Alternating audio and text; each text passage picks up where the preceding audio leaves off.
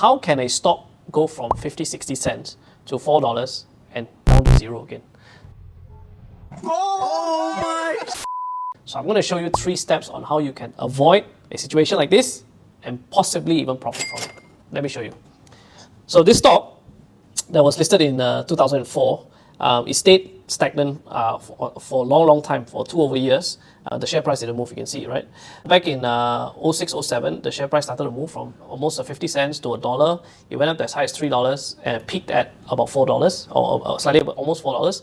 And then it came crashing down to 0 and eventually got delisted.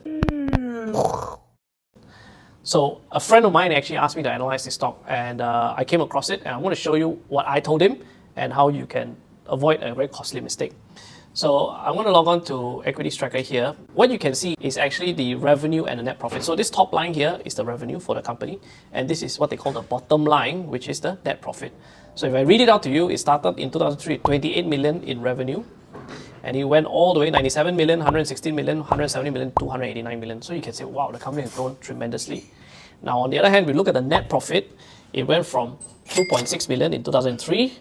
After about 5 years, 2007, it was 21 million. So you must be thinking, wow, this company is great. Like, you know, my friend keeps telling me to buy. It went from 60 cents to 170. I'm sure it can go even higher. But this is where you need to be extremely careful. You cannot just look at revenue and net profit. Let me show you 2 other things that you need to look at. Now, one of the most important things you must look at in a company, if it has profit, does it have operating cash flow? Now, so if we look at this company here, in 2003, it registered $1 million or 1.3 million ringgit in positive operating cash flow. That means it has more money coming in than going out. Now, thereafter, in 2004, 2005, 2006, 2007, it started bleeding from minus 14 million to minus 28 million to minus 9 million to minus 151 million. Now, don't forget, at this point, the share price was almost $4. And this is all public information, audited accounts as well. So if a company keeps bleeding money and has negative operating cash flow, how is it sustaining itself? So this is where your next clue comes in. You must look at the loan, the debt. So if you look at this, these are short-term loans and long-term liabilities. So the company in that period grew their debt from 38 million all the way to 239 million. So the company was using debt to drive growth and having no positive operating cash flow, which means fundamentally, you can say the core is rotten. But the share price went from 50 cents to $4 in 12 months. Now, how can you actually profit from this? And how do you avoid something like this?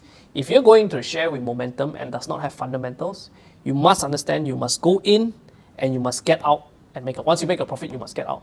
Don't keep thinking that it's a long-term investment. Where investors often lose out is they think this is a long-term investment, they hope that the price will come back. Unfortunately, most of the time it doesn't. In this case, this company has been delisted.